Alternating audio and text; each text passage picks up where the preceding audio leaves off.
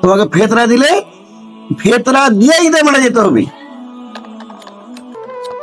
হ্যাঁ করে বাবা বার্তা করে। আসসালামু আলাইকুম।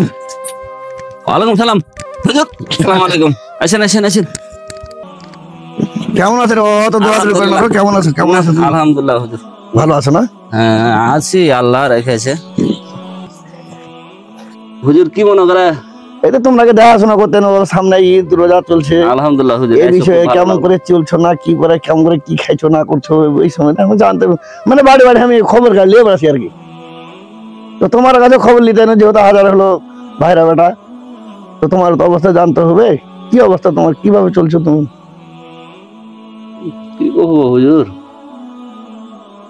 দিনকাল ভালো যায় না। এখন তো কাজ কাম ওরকম নেই, ছেলে পিলাগুলাকে ঠিক মতন খেলাতে পারি না। আমরা তো কোন রকম শাক সুত্তা আলু টালু দাম কম এগুলো খেয়ে রোজা টোজা করছি। ছেলেগুলা কাপড় কেনার লেগে জেদ ধরেছে, কালকে ঈদ, কোনটা পাবো? আমার নুন আনতে পন্থা ফুরাইছে, এলে একটু মন টন খারাপ। যাই হোক, আল্লাহ যা করে। ছেলে পিলা ছোট ছেলে তো হুজুর, একটু মন টন খারাপ করবে। মানে সামনে ঈদ তো, বাহান ধরবে একটা যে কোনো জিনিসের, তো তুমি তো সব সামাল দিতে পারছো না। তো আচ্ছা দেখা যাক আল্লাহ কি করে না করে। আল্লাহ তোমার ইনশাল্লাহ ব্যবস্থা করবো, বাবা চিন্তা ভাবনা করিও না। আল্লাহ দিয়ে তোমার একটা ব্যবস্থা হবে ইনশাল্লাহ। দোয়া করে। আচ্ছা ঠিক আছে ইনশাল্লাহ। তারপর আমি দেখি কি করতে পারি তোমার লেগে। সামনে যেহেতু ঈদ, এই লেগে আর কি চিন্তা দেখে বেড়াচ্ছি বাড়ি বাড়ি। আর হবে বাড়ি যেতে হবে, তো বসে তুমি থাকো।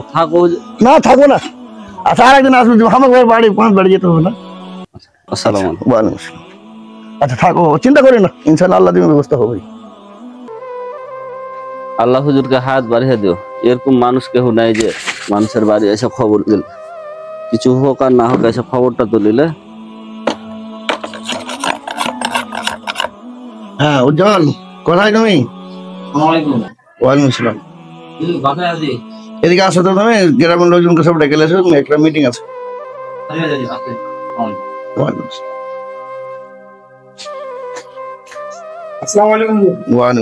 বসো। বসি নাকি?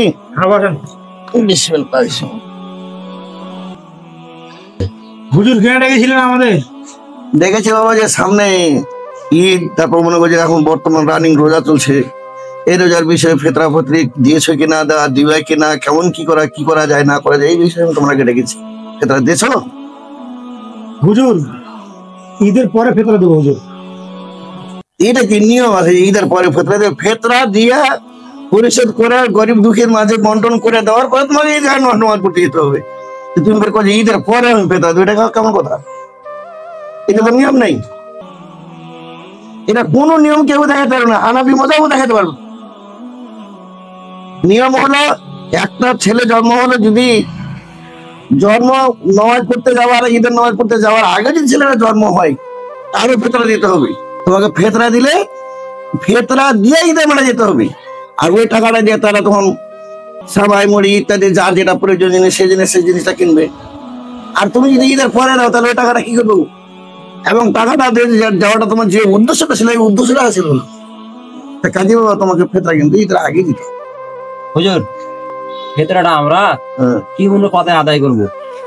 তোমরা মাথায় কিছু 2.5 কেজি করে চাউল নিবা, আর না হয় 2.5 কেজি চাউলের মূল্য যেটা হয় সেই মূল্যটা নিবে। সৌদি আরবের নিয়ম হলো 1 সা। 1 সা শব্দের অর্থ হলো কি 2.5 কেজি। আর এই 2.5 কেজি সে আমলে ছিল কি, জল দিত, গম দিত, কিশমিশ দিত, আঙ্গুর দিত, খেজুর দিত। কিন্তু আমাদের বাংলাদেশে তো ওগুলো নেই, তাহলে দিতে পারবো না। তাহলে আমরা কি এমন জিনিস দিতে হবে যেটা আঙ্গুর, এটা তো আঙ্গুরটা আর শুকাইতে হবে না, বা তৈরি করতে হবে না, পাকাইতে হবে না, এটা সরাসরি গরিবেরা খেতে পারবে। তো ওইরকম জিনিসটা আমাকে দিতে হবে। যেমন আমার কিন্তু ধান দেওয়ার কোনো নিয়ম নেই, দিতে হবে এক কথায় তোমাকে চাউল। যদি তুমি চাউল দাও তাহলে 2.5 কেজি চাউল দিবে। আর যদি আমি 2.5 কেজি চাউল দেবো না, তাহলে ওই 2.5 কেজি চাউলের মূল্য যদি 40 টাকা কেজি হয়, তাহলে তোমাকে 100 টাকা দিতে হবে। আর যদি তোমার 60 টাকা কেজি হয়, তাহলে ওই অনুপাতে যা টাকা লাগে তোমাকে টাকা দিতে হবে। কিন্তু ধান বা যে জিনিসটা মনে করে যে বানাইতে পারবে না, তৈরি করতে পারবে না, সেই জিনিস আমাদের লাভ নেই। নিয়ম নেই এটাই, প্রতিজনের 2.5 কেজি। মানে যাই যেন খাইতে পারে আর কি। যে এখানে সে পাক করে খেতে পারে, তাড়াতাড়ি যা পাক করে, সময় যাতে না লাগে। হুজুর, আপনি আমাদের চোখ খুলে দিয়েছেন। আসলে আমরা বিষয়টা জানতাম না, যে টাকা পয়সা গরিব দুঃখীর কাজে না লাগবে সে টাকা পয়সা দিয়ে কি হবে।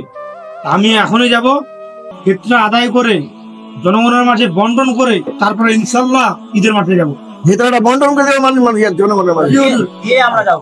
আচ্ছা ঠিক আছে, এই ভুল আর করবো না কিন্তু। জি হুজুর, আচ্ছা, আসসালামু আলাইকুম। ওয়ালাইকুম আসসালাম। বিসমিল্লাহ।